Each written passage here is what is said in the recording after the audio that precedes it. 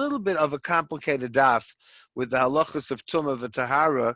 So we are still in the middle. We're going to finish today, Mirat Hashem, with the Yudches Davar that were generated by the Beis Shammai and Beis Hillel on that one day. You know, there were a few days we had this in Gemara and Brachos, if you remember, Daf Chav Ches, Oisei Hayom. That was the day that they deposed Rebbe Gamliel. Actually, they demoted Rebbe Gamliel, is probably the better word. They demoted Rebbe Gamliel from being the Nasi, and they appointed Rebbe Elazar ben Azariah, who we're going to meet again in the Haggadah in a couple of days. So this is a different Osa Yom. It's not called Osa Yom, but because it's different. But on the other hand, it was a very important day when they made all these 18 Xeris. So today we're up to Tezayin of Bais, the second line up from the bottom, Ve'idach Mahi. So what else was there that they made a Gzeira on? So the last thing was that they made a Gzeira. If you remember, the last thing that we did was they made a Gzeira on the daughters of the Kusim, which means generally Gentile girls, that they're Tameh from birth, because as we'll see later on in the Gemara today, the Chachamim wanted us to stay away from Gentiles in general, both boys and girls, as we'll see, for different reasons, and therefore they made all sorts of Xeris on them of Tumah Tahara. So the interesting thing is that we find that in time of Chazal, people were sometimes more they were more scrupulous, they were more frum, let's call it, about staying away from Tumah V'Tahara than about intermarriage. So the way to prevent intermarriage was to say that they were all Tameh. But it was really a ruse. It was just to say that they're Tameh. They weren't necessarily Tameh, and the little girls were not necessarily Zavos, but they made all these Gzeris. Okay, now we're going to start. What was this other Gzeira, Disnan? Because we learned in a Mishnah. So the Mishnah says, we're just going to have a drop on the bottom of Tezayin and Beis, then we're going to go to Yud Zayin. By the way, I'll just give you a little bit of a heads up. I'm trying to move fast through the Tumah V'Tahara because an Amid Beis, Yud Zayin Amid Beis, is one of the most important halachas of Hilchos Shabbos, is about a Shabbos clock and timers. What are we allowed to do Erev Shabbos? For instance, can you give your car in to the mechanic to be fixed when he's probably going to do it on Shabbos? Can you give in clothes to the cleaner when you're going to pick it up on Sunday? All that comes out of today's Daf Yud Zayin Amid Beis. So I'm going to kind of like slough a little bit. We're going to learn it, but I'm going to go a little bit fast because the Tumah V'Tahara is not so Negeya, and on the other hand, the halachas of timers are very Negeya. Okay, now, so this now we learned in a Mishnah, Kol HaMetaltalin, anything that's immovable, things that can be moved. So Mevina Satuma, Ve'uve Hamardeya. So now, this is again something that most of us are not so familiar with, including me. The goad that a person holds in his hand today is probably illegal, I'm guessing, about moving an animal. So it was a goad that was at one end was a stick, just a plain ordinary stick, and at the other end it was sharp. And if you poke the animal, so the animal will move. So sometimes it could be a horse, or a donkey, or something like that, a camel that one is riding, and sometimes it could be an ox. In fact, very often it was called an ox goad. So Amar Rabbi Tarfon, so Tarfon said, so anyway, so on this Gzeira, Rabbi Tarfon didn't hold of it. So they made a Gzeira. What was the Gzeira? That they were afraid that people would mix up two of the shiurim of the amounts of the numbers of the goat. So there's the circumference, and then there is the thickness. So basically, the circumference is a tefach, and the thickness is a third of a tefach. So the Chachamim, meaning Beis Shammai, Beis Hillel, Shammai and Hillel, both the originals, they were afraid that people would mix up the two shiurim, as we'll see in a minute. So Reb Tarfon said he didn't like this, and he said something very strange, very frightening. He said, "Akapeach is bonai." The literal translation is, I will cut off my children. So which Rashi learns is a self-curse. Shezu halacha mekupachas, because if this is accepted, this is a law that is also cut off. Sheshama shemeya v'to, because what happened was that somebody that was listening heard this, but he made a mistake. So we'll see what that is in a minute. Let's just learn. I must bring in another opinion than Rashi on the page. So Rashi on the page says, the first top Rashi, Mitzayer hoya ala Torah, al Torah shemishtachachas. So he was afraid that he was in pain, that the Torah was being forgotten. In other words, people were making such a terrible analogy, and he thought that it really was not something to make a gzeira about. Nobody's going to mix up circumference and thickness. And the other Tanaim held that they were. So therefore, he said, if this is accepted, so Mekalo Rashi says he cursed himself, that he will lose his children. Now the emes is that if you look in the Marshal on this Rashi, so he says he's shocked. What I mean, the lashon is, and probably it's something we're all thinking. Ma'ashem and banav shekiloi sam shiyamuso. So he says that why in the world would he curse his children about something that was bothering him? So, and of course, if a person is going to lose his children, that's going to be a tragedy for him. So he says, the Marshal says over here in the back that Rashi changed his mind. And if you look in Bava Metzia Daf Pei, Rashi says it's a shvua. Shenishba b'chaye b'nai. That doesn't sound like it's a whole lot better. He swore by the life of his child, not children, apparently. So Tosfos earlier had said, we had this. A little bit on Daf Tezayin and Bais, Rashi mentioned that it's a lashon shvua. So what does that mean? That Hitaka would cut off his child if this wasn't true. But he wasn't cursing himself. It was a way to swear. Now, should a person swear like this? So they bring a lot of sources that it's okay to swear like this, although it's certainly not recommended. But in any case, the Marshal says that Rashi changed his mind from between Shabbos and Bava Metzia. So I was at least happy to hear this, because I was very troubled by this kind of a pshat that Rabbi Tarfon would actually have made this curse. But according to one opinion, it actually happened. The Mefarshim bring over here that Shiskaima boy haklola shemesu banov b'chayov. That it comes out from one opinion that he actually lost his children, and then he had grandchildren. So the Sefer Chassidim, Siman Tov Tezayin, says that a person should never, ever curse himself. First of all, a person shouldn't curse himself. Why Reb Tarfon did it? Because apparently he loved the Torah so much that he was so upset about this that he even said the worst curse upon himself. But Sefer Chassidim says that he actually lost his children and eventually had grandchildren. And then the Gemara tells a whole story about how Rabbi Akiva found the grandson of Reb Tarfon. He saved him from a terrible fate. So meanwhile, you see that Reb Tarfon Taka, the curse Taka took place. So it's a very, very troubling and a sad Gemara, but at least according to Rashi, in Bava Metzia, Rashi says that it wasn't really a curse, it was a shvur. Okay. Rav, could this be a way that they were motivated? He was trying to motivate the Chachamim around him in a yeshiva to say, listen, you can't paskin against me if you paskin against me and cursing my children? Well, yeah, maybe. I really don't know pshat. I mean, it's a very troubling pshat. All the Mefarshim are struggling with it. That's why Rashi says that it was because of his love of Torah. He said, "Oy Gevalt, look how lowly the Torah has fallen." So I think he was just upset, personally. But I hear what you're saying. It makes a lot of sense. Okay, so now let's go further. So what did he say? So he said like this. This whole thing was based upon a certain story. There was a farmer. Now the farmer was apparently a fine person, but a plain person, not a Talmid Chacham, and he was the source of this gzeira, because he said like this. So now this farmer was passing by a grave, as we'll soon see in a minute. And he had this goad that he carried on his shoulder. So one end of the goad, which was above his shoulder, went over the grave. Timu I saw, so the rabbi said that he's tamei mishum kelim amahilim elames, because either utensils, this was a utensil. Sometimes kelim, we said many times, means also begodim, clothing. But in this case, it was a utensil. It was the gold.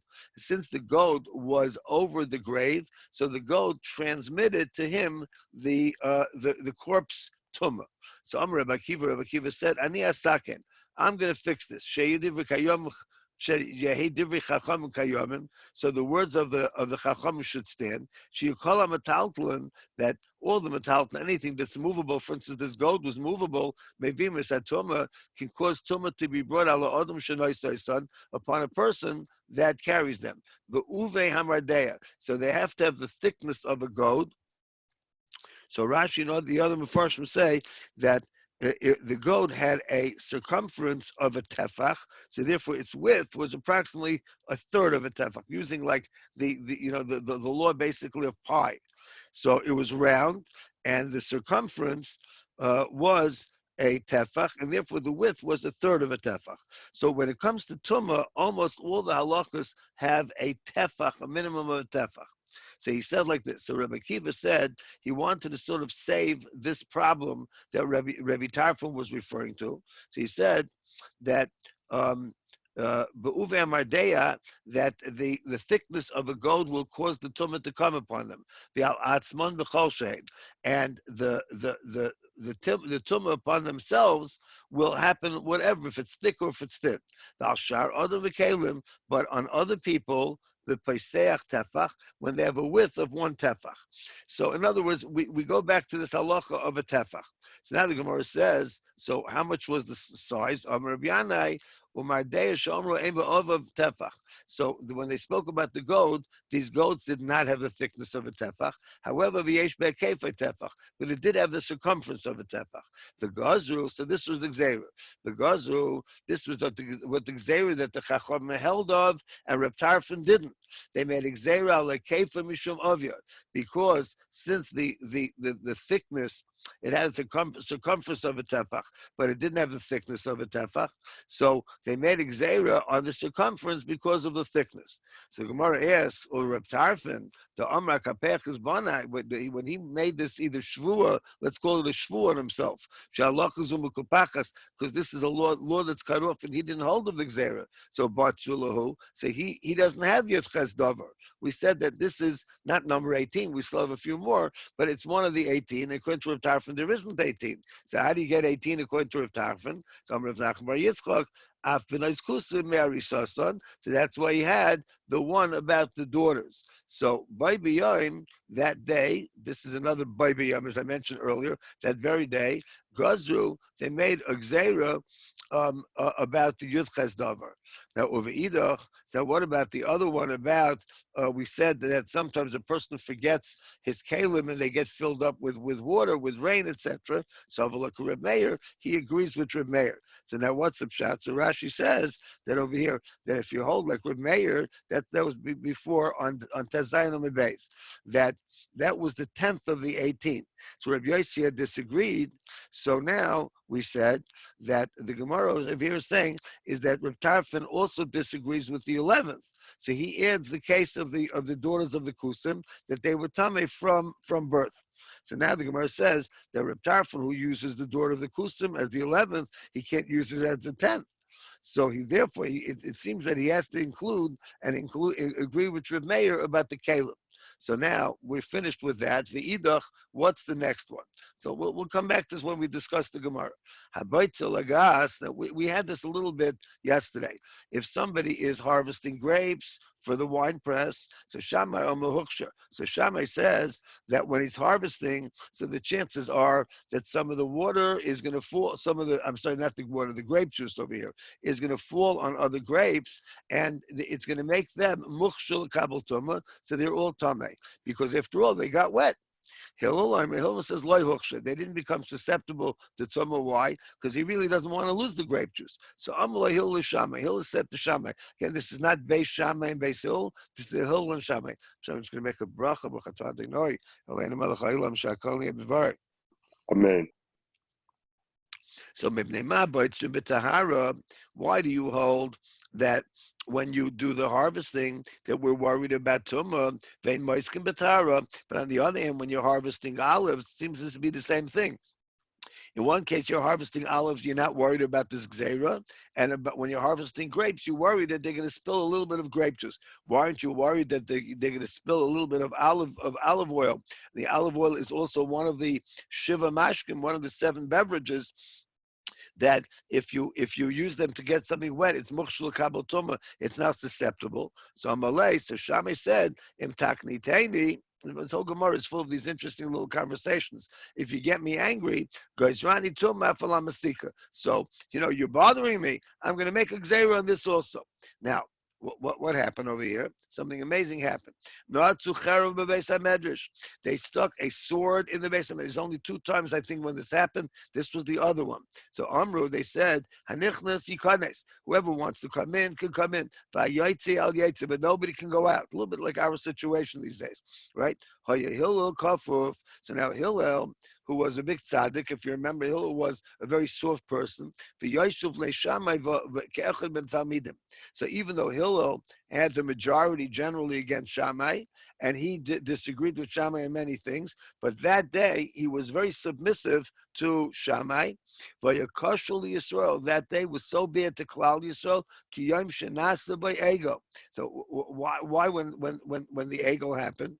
So many Mefarshim says about 10 different shatim we have over here, but we'll take the Chassam Sofer. The Chassam Sofer says that on the day that they made the egel, so what happened was there was Aaron and Chur, they were trying to stand in the way. Chur got himself killed, or he did get killed, and Aaron tried, but he really couldn't fight off everybody that wanted to make the egel. They made the egel. So over here, Hillel, and this doesn't seem to be of the same order of magnitude, but Hillel also gave in to Shammai, which I don't know if he shouldn't have done, but he did. And the Gemara says, the gods of Shammai v'Hillel. So since Shammai had won the day and Hillel gave in to Shammai, so people did not accept this gzeira. But then in the next generation, when we had this whole Gemara that when they made the new gzeira, not Shammai and Hillel, but Bais Hillel and Bais Shammai, the kiblu minayu, and this time they did accept the gzeira. So that was the 12th of the gzeiras of the 18th. So we're getting towards the end. Now the Gemara says, "My time. Why did they make this gzeira in the first place?" So Amar Zivri, Amar Reb Chanina, gzeira shem yivtzerenu b'kupas tameus. That what they were afraid of was that when somebody's harvesting, so they're gonna harvest the grapes into baskets that are tamei. So they put a gzeira on all of those grapes, whether or not they got wet properly. Where it says, "Hani chlamandi Amar kli tami choyshe mashkin," so that when you have a tamei kli, so then the liquids in it all become important, and therefore they're machshul kabel tuma. So shapish. So this makes sense. But elamandi Amar ain't kli tamei choyshe mashkin, that a kli that's tamei doesn't make liquids into something that's important. Michael and that was a machlokes. So we never said that we resolved this machlokes one way or the other. Elam Zira Reb Chanina. So therefore, Zeira, the Gemara changed his mind. The Gemara said no. Zeira must have said something else. So what did he say? The name of Reb Chanina. We're not talking about when they were tamei, but they harvested them into baskets that had tar around them. That meant that now they were waterproof and they couldn't get wet. So when you do that, so a person is making clear that he doesn't want to lose any of the grape juice. Why? Because he made sure that there's no holes and there's no cracks, and therefore any grapes that ooze a little bit of the grape juice, so that's called mukhshul kabel toma, and that's why they made gzeira. Or made gzeira only because of these guys that made the pitch baskets. Now that's one reason. Rav Nachman Amar Rabba Barabua, he made another gzeira, another explanation for the gzeira. It's very common that people go to their vineyard to check. Leda im higia novim lubitzira. Are they ripe or are they not ripe? Are they ready to be harvested or not? So he takes he wants to check the juice that's coming out of it. Is it ready or is it premature? And when he squeezes it, obviously some of it goes spraying. At the time of the harvesting, so that it's still wet because don't forget the harvest harvest wasn't yet. He sees that it's premature. It's not yet ripe, but it might be another day. It only takes another day or two, and the liquid is still there. So that's why they made the gzeira. So this that according to this opinion is the reason for the gzeira against the grapes. Now the idach. So now let's say the Gemara asks, what's another one of these gezeiros? So now we go to Amud Bais. The Gemara says that there was somebody named Tavi Rishba. Now who was Tavi Rishba? So Tavi Rishba, Rashi just says that was the guy's name, Tavi, and it was called Rishba. So the reason that Rashi says Shema Ish, that's his name, is because Rishba means, Rashi says he was a hunter. So a number of Rishonim disagree, and they say that he wasn't a hunter, but that was really just his name. Rashi seems to say Tevi was his name, and Rishba was like he was, Yassel the barber or Chaim the the shoemaker. So this was Tevi the hunter. It's a little bit of a chiddush over here. There was a hunter because the Yehudah paskins that a Jew shouldn't go hunting because it's not a Jewish profession. And not only over here is he a hunter, we don't criticize him, but he actually says over Torah in the name of Shmuel, and we learn from him. So it seems that some hunting is okay as long as it's something that you're going to eat or you're going to use, but not stam for hunting for pleasure. That's, I think, if I remember correctly, the Yehudah says this color. In any case, so Av Gedulei Truma, he says that also the growths of Truma. Now, what does the growths of Truma mean? So what this means is that we have sometimes the fruits and the vegetables when you replant them, and now it's really something new. So really it should become chulin.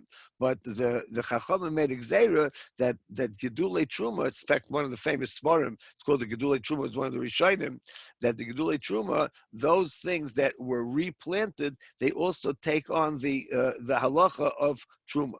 So he said that Gedulei Truma is Truma. So by Yom Gazu, that very day, they made another gzeira. This was the gzeira against Gedulei Truma, that if you have Truma, then you replanted some of the Truma and it grew. Really, it should be something new. But the Chacham said, no, it grows up out of the ground, right from the get-go, it has a din of Truma. Morah says, my time, why did they make such a gzeira? So Amar Rav Chanina gzeira, mishum Truma tahira b'yad Yisrael. That what happens very often is that a Yisrael will take off Truma and he wants to give it to the Kayin.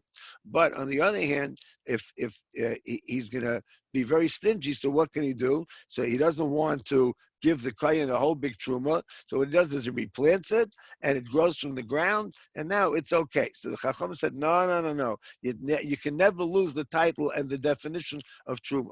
So Morah says, Amarava, if we're really afraid of this, if that's what we're afraid of, so they shouldn't be able to even take off an amount of Truma at all, because you could really take even the Efshar Lemevel Chita Achas Kiddush Shmuel.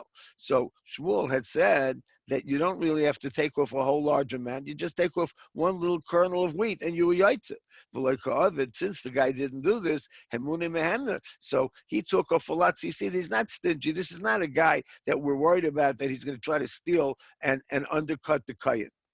So anyway, so the Gemara says, so you see that there's no reason to make this gzeira. So the Gemara suggests another reason why we'd make a gzeira about truma. El gzeira mishum truma tameya. The gzeira is that biyad kayin, there's going to be some truma that became tamei in the hands of the kayin. So the Yisrael might keep it until he can replant it, and it's not the season yet. What's going to happen is that some people are going to eat it. So if a kayin eats it, he's eating kayin truma. He's eating truma. If a kayin eats it, he's going to be eating truma tameya. If Yisrael eats it, he's eating truma which he's not supposed to eat. So that was a good gzeira. That made sense. The idach, what's the next one of the 18? This is going to be a parak mitzvah Hashem, the whole parak in the Masech that we're learning in Shabbos, Mishehechshech. So a guy that's traveling late right before Shabbos, so now he's traveling, he's got a wallet in his pocket, nice and kisol inachri, so he should give his wallet to a guy. So now, what's the problem? Because he might be carrying it.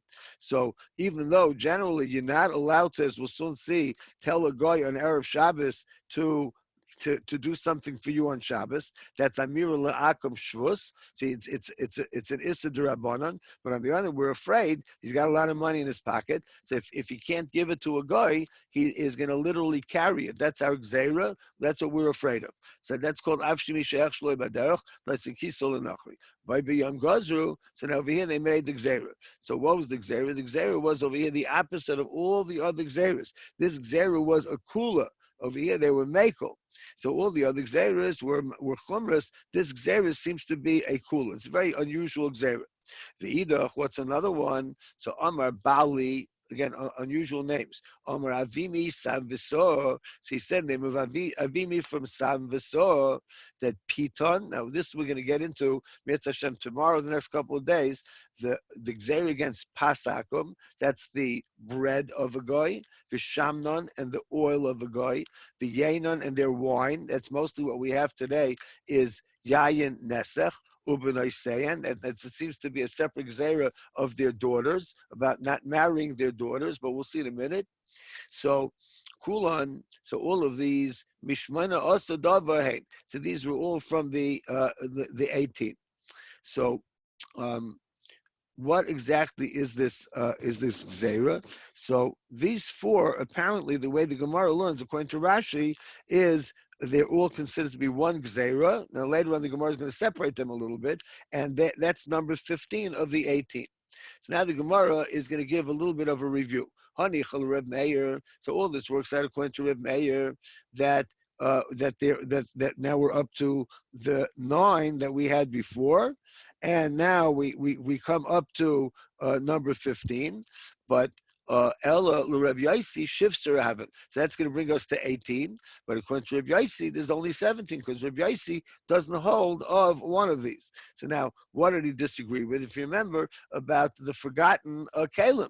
So forgotten Kalim, that when he left his Kalim out in the rain, and he didn't really want the rain, he didn't care about the rain. So Rabbi Yaisi had held that we don't make a gzeira over there, and the Chacham held that we do. But in any case, according to Rabbi Yaisi, we have a problem. When is the 18? We're down to 17.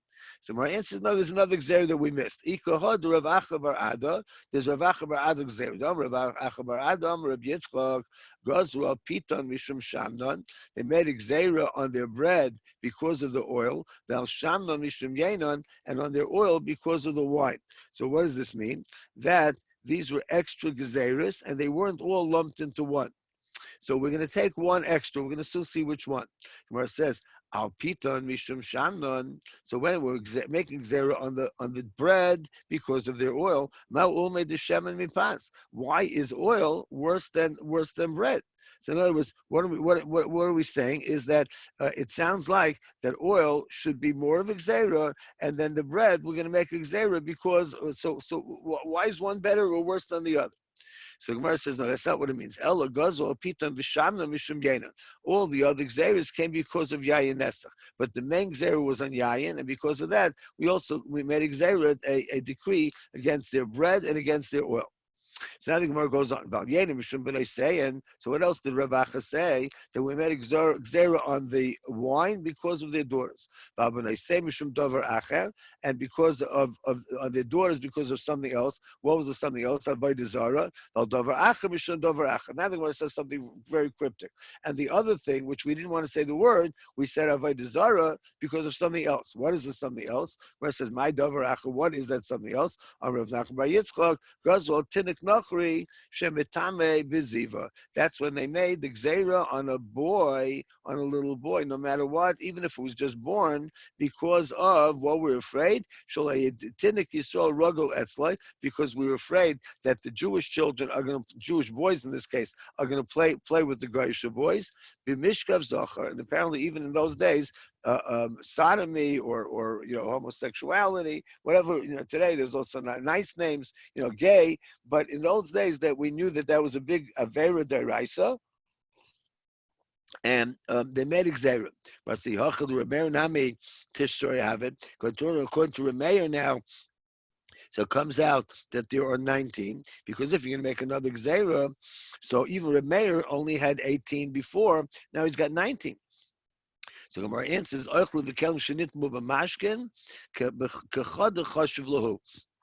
We don't make two gzeros, one on food in kalim and one on drinks. It was one big gezerah. So now we're back down to 18. Okay, so we can discuss this in Mitzvah Hashem. I want to just make sure we finish the daf, and we're going to discuss a little bit today about the whole inyan of this Mishnah, which has to do with what are you allowed to do on Erev Shabbos that will finish on Shabbos, including, we said, turning on a Shabbos clock, and it's going to turn the lights on Shabbos. That this is the mucker of everything. Let's see the Mishnah. Beishamai says, "Ein Sherman Dio." In the olden days, they used to soak ink, v'samonim, and dyes, v'chashinin. So this was kind of like an animal food or food for animals called vetch. Taka wasn't very good to eat, but animals ate it, but it was still very harsh. So they had to soak it a long time, even for an animal to eat it. So you can't soak any of these things on Erev Shabbos. That's what Beishamai says, unless there's enough time for them to finish on Erev Shabbos. Now, if it didn't finish on Erev Shabbos, but there was enough time, then it's okay. Well, Beisil Matirin, Beisil says that it's not a problem. Now, what was the second machlokes? Beishamai yomrim a noisin unim shel pishta l'techatana. You can't put bundles of flax into the oven. So that this was the same thing. El kadesh yavhilu b'bayjom. So they had to become hot on Erev Shabbos. You couldn't let it become hot on Shabbos. That was good for the flax. The flax had to get hot.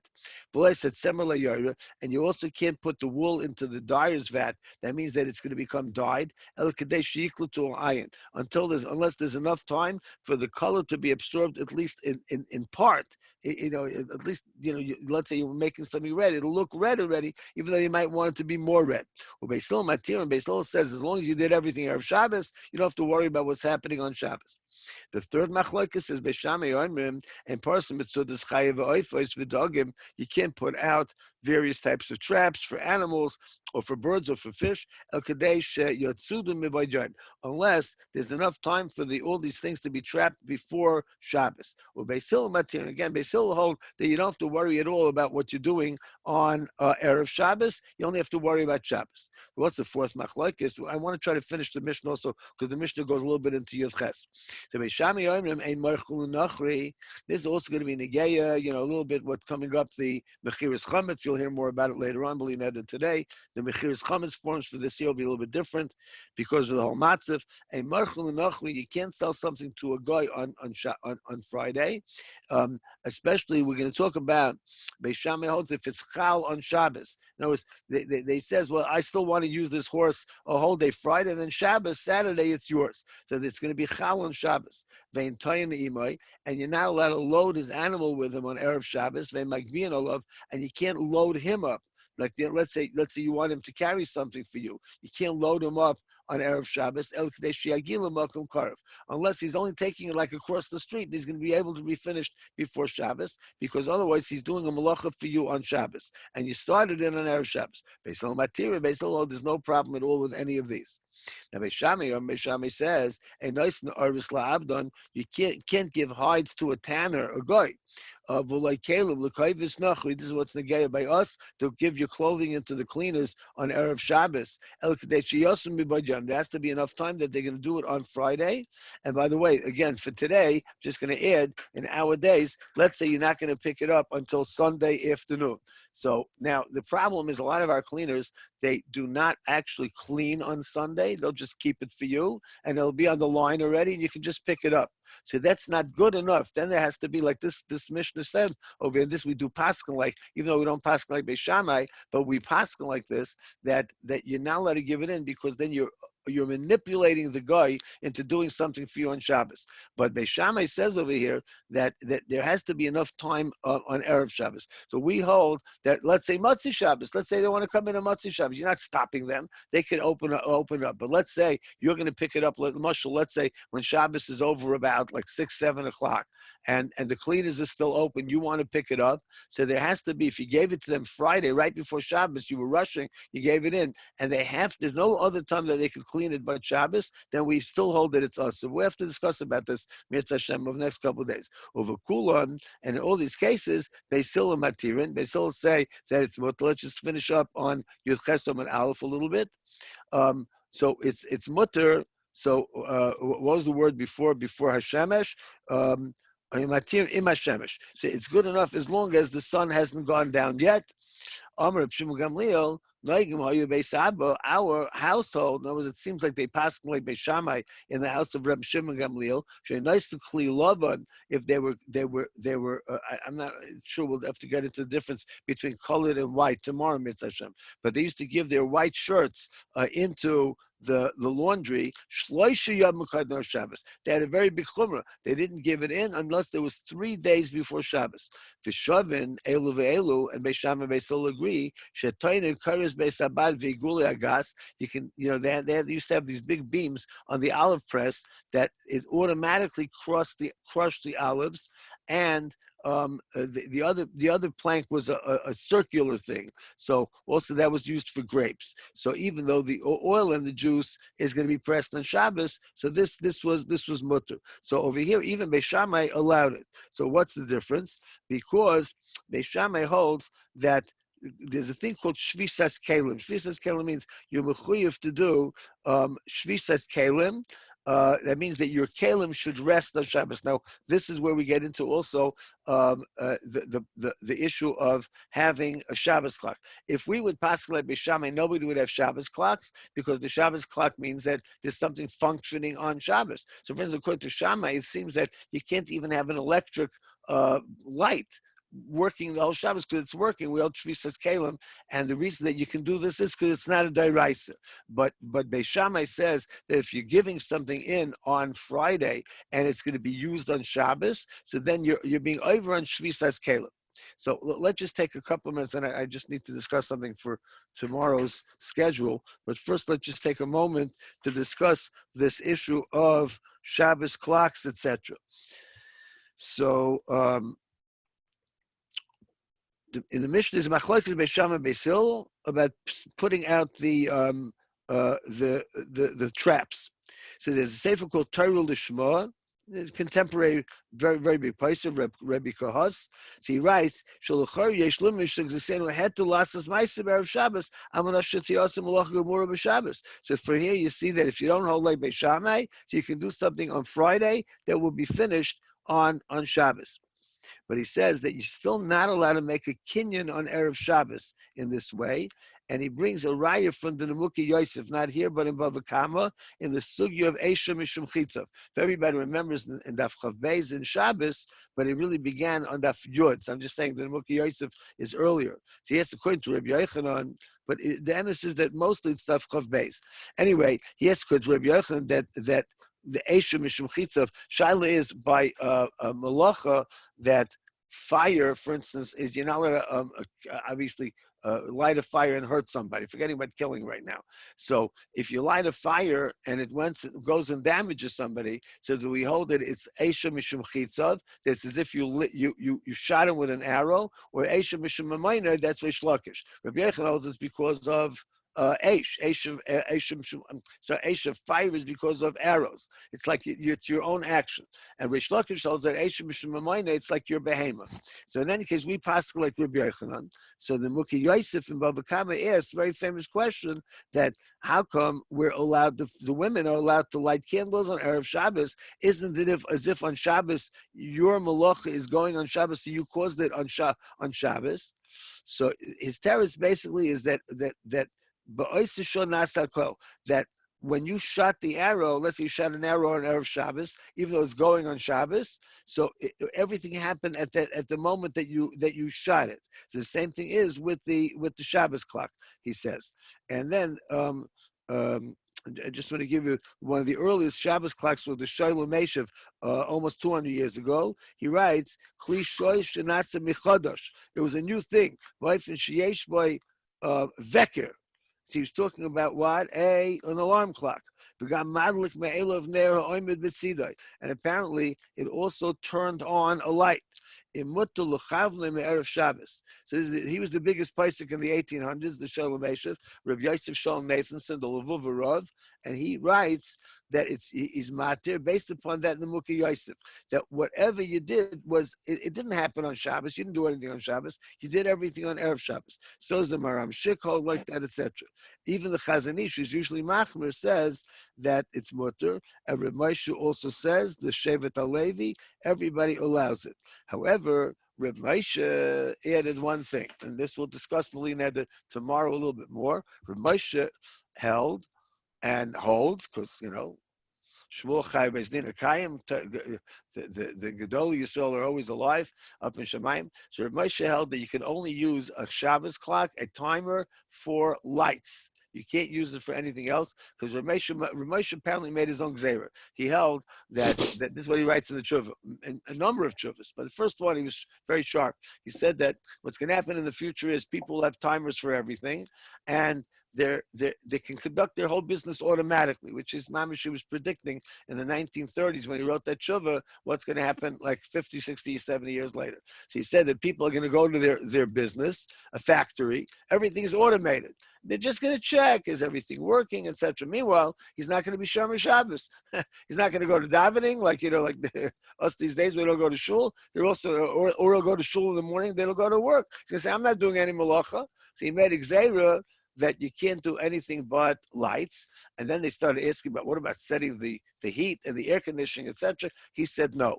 So Reb David, even today, Zolgazunzain, Shalom be well, says that my father didn't win that one, because Klal Yisrael mostly follows the Debretzina, Reb Menashe Klein. Everybody else, we just said the Shalom Eshev, that hold that you can use a timer for everything. Just got to be careful not to have actual, machinery being turned on, because if it makes a loud noise, so then there's other prohibitions. But anyway, my friend got a heter to make like a Starbucks brew on a coffee machine. He said, I heard it's not so simple, so I don't know. It definitely makes it sound like a right. So, but that's probably not a big sound. No.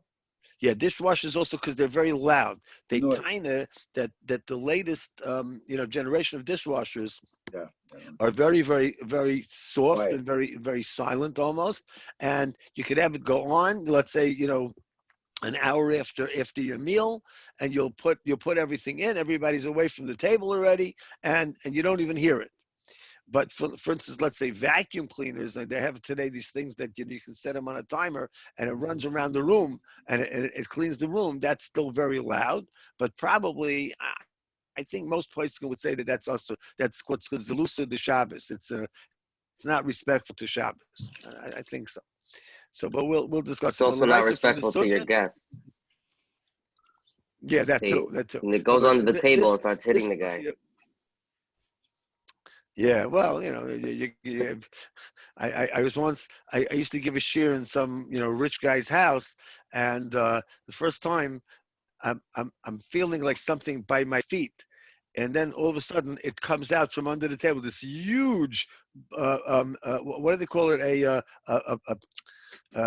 very big, I mean, they're very harmless, but, a fancy dog. I forgot the name of the kind of dog. Anybody know these things? But it was a what? Mastiff, Great Dane, Labrador. No. But they usually come in a smaller form. Poodle. But it's a huge poodle, and it was like licking me.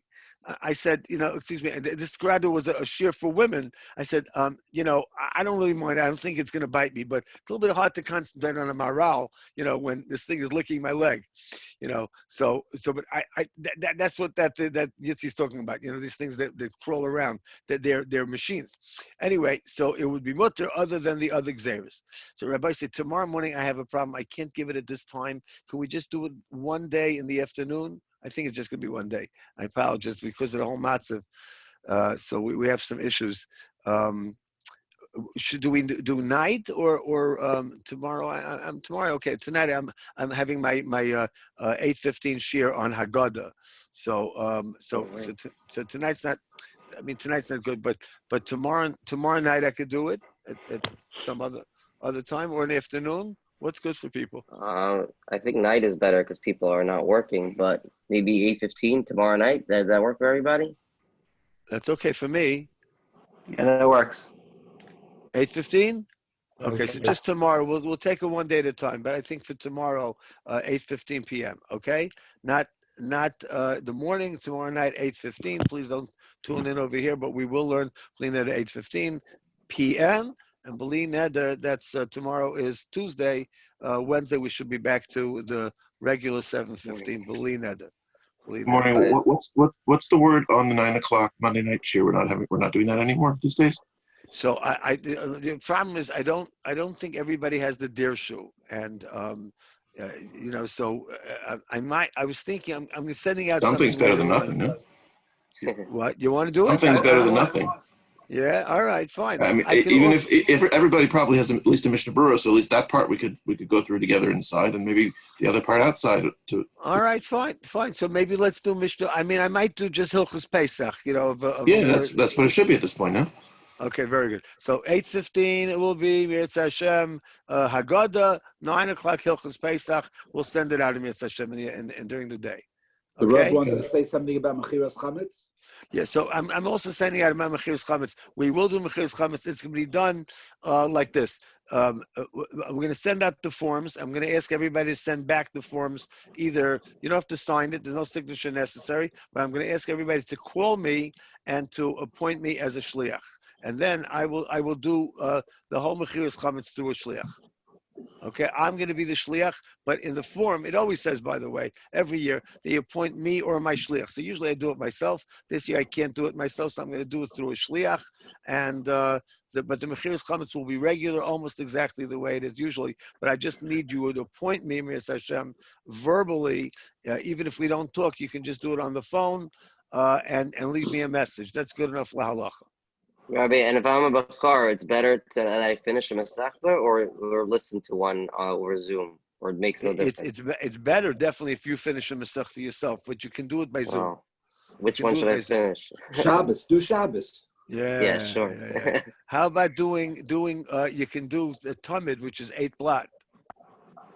And we just learned it not that long ago. You just have to review it. Yeah, I'm sure I won't remember anything from it, but we'll try. All right. Okay. I'll try my best. Shloshim mekaymis hakahanim shoymrim bebeis hamikdash, beis haftinas, beis hanitzot, beis hakipa. Okay, we did the first Mishnah for you already. I remember good. that. You see, it sounds familiar. All Hung in there in the beginning. Very good. Okay, Shkaya, have a great day. There. Have a good day. We'll see you tomorrow, Mirz Hashem, night 8:15, and tonight, if you'd like, 8:15 and 9 o'clock. Okay. Thank you. Call to. Have a good day, Rob. You too.